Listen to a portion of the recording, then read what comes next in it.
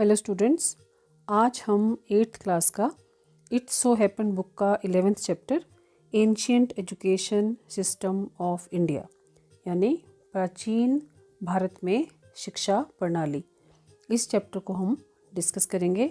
और ये चैप्टर अभी कुछ ही समय से ये ऐड हुआ है आपके सिलेबस में और बहुत इम्पोर्टेंट है।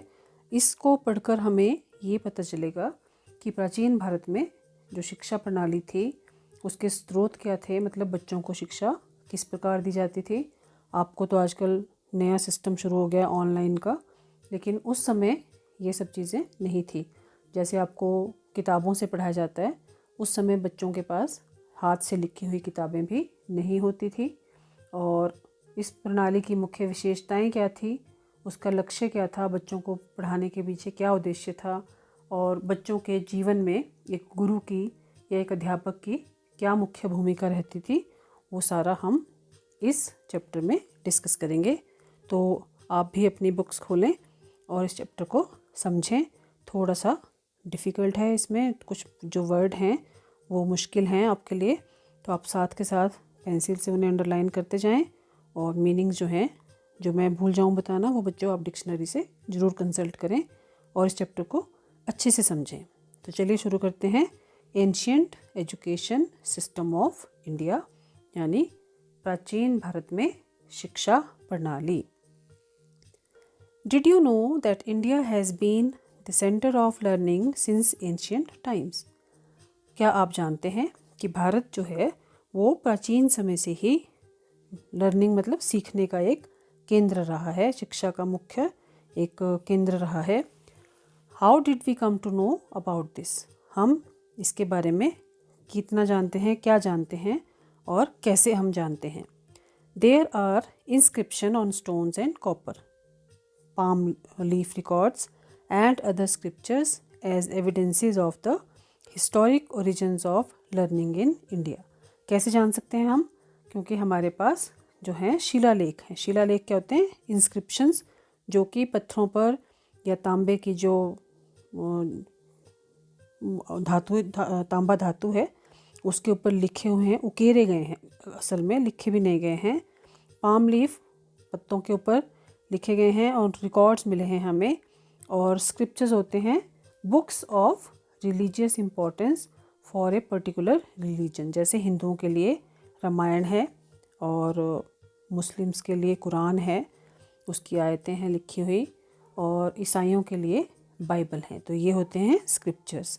तो वो हमें प्रमाण के रूप में मिले हैं, जो ये बताते हैं कि भारत में जो शिक्षा का उद्गम है, हिस्टोरिक ओरिजिन है, वो हमें इन शिलालेखों से और जो रिकॉर्ड मिले हैं हमें पत्थर पर, तांबे पर और लीव्स पर, पत्तों पर लिखे हुए, जो ताड़ के पत्थर जिसे बोलते हैं पाम लीफ, उससे रिकॉर्ड मिले हैं, जिससे हमें ये पता चलता है कि भारत बहुत प्राचीन समय से शिक्षा का एक केंद्र रहा है।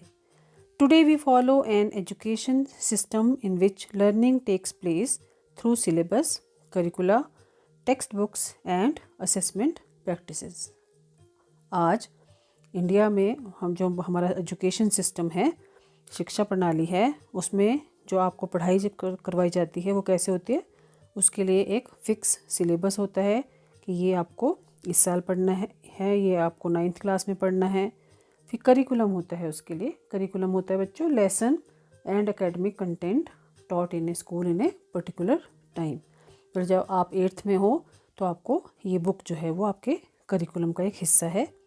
टेक्स्ट बुक्स जो आप जिससे आप पढ़ रहे हो अभी, और असेसमेंट प्रैक्टिसेस, असेसमेंट मतलब जिसमें आपके एग्ज़ाम लिए जाते हैं, टेस्ट होते हैं, तो उनके बेस पर हम फॉलो करते हैं ये एजुकेशन जो सिस्टम है हमारा, जिसमें हम अब इस नए तरीके से आप बच्चों की पढ़ाई होती है। लेकिन प्राचीन समय में ये सब चीज़ें नहीं होती थी। Have you ever thought what these were like in the past? क्या आपने कभी सोचा है कि भूतकाल में ऐसा जैसा क्या होता था, क्या पढ़ाई का क्या तरीका था, क्या सोर्स थे, बच्चों के टेस्ट कैसे लिए जाते थे? वही हम इस चैप्टर में आज पढ़ेंगे। In this feature story we will give you glimpses of our ancient education system. तो इस फीचर स्टोरी में, फीचर स्टोरी होती है नॉन फिक्शन, जिसमें मतलब फैक्ट्स हैं, कोई आपको मनगढ़ंत कहानी नहीं है। इसमें आपको प्राचीन शिक्षा प्रणाली के कुछ झलकियाँ जो हैं वो हम देंगे। सबसे पहले इंट्रोडक्शन में हम पढ़ेंगे कि क्या हमने आपको पढ़ाना है कि प्राचीन शिक्षा प्रणाली जो थी भारत की, उसका एक परिचय आपको दिया गया है इस छोटे से पार्ट में। You must have heard or read that travelers from various regions having different climates and cultures began to visit parts of India from early times. मतलब it's a well-known fact that tourists from all over the world belonging to different climate zones and cultural backgrounds used to come to India during early times. प्राचीन समय में ही आपने सुना होगा और पढ़ा भी होगा कि अलग अलग क्षेत्रों से, अलग अलग क्लाइमेट से, जलवायु वाले क्षेत्रों से, अलग अलग सभ्यताओं के जो लोग थे वो भारत में आया करते थे अलग अलग पार्ट से। To them India was a land of wonder. उनके लिए भारत जो था एक भूमि थी जिसमें मतलब एक अद्भुत भूमि थी।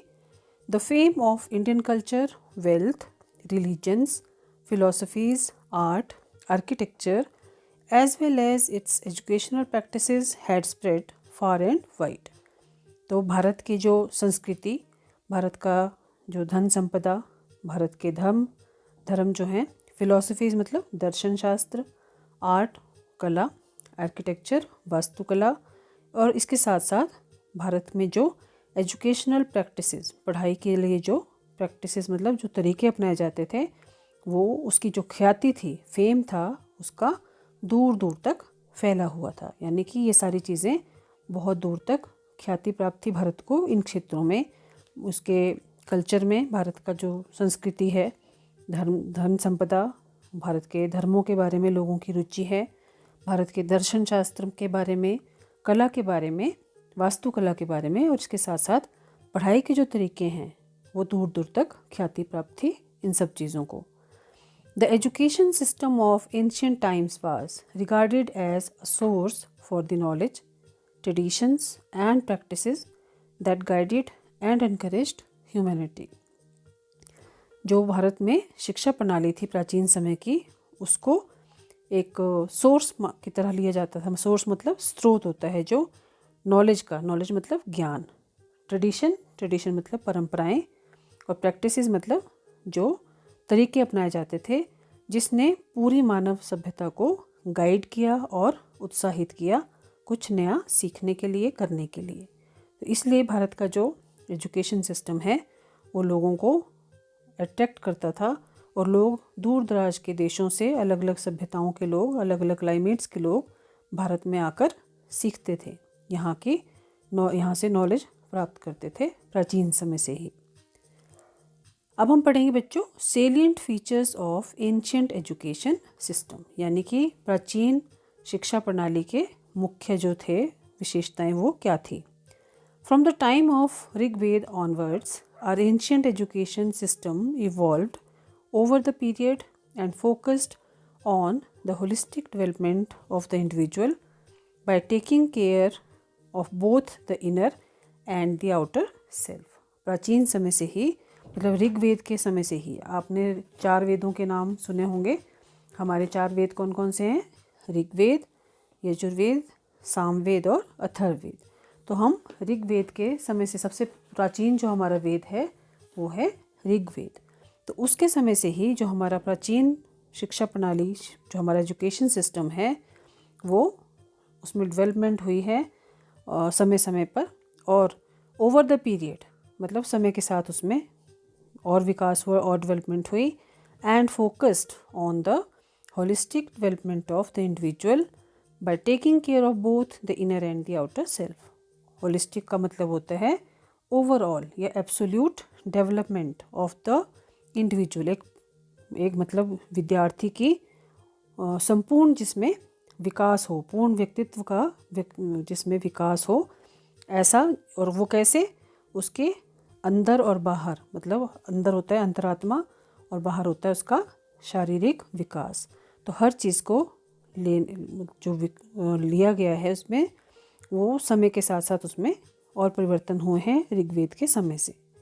मतलब हमारा जो एजुकेशन सिस्टम है वो अब चेंज हो गया। ऋग्वेद के समय में जो सिस्टम था वो अब चेंज हो गया है। अब हम बच्चों की ओवरऑल डेवलपमेंट के बारे में बात करते हैं। तो बच्चों आज हम इसे यहीं पे ख़त्म करते हैं।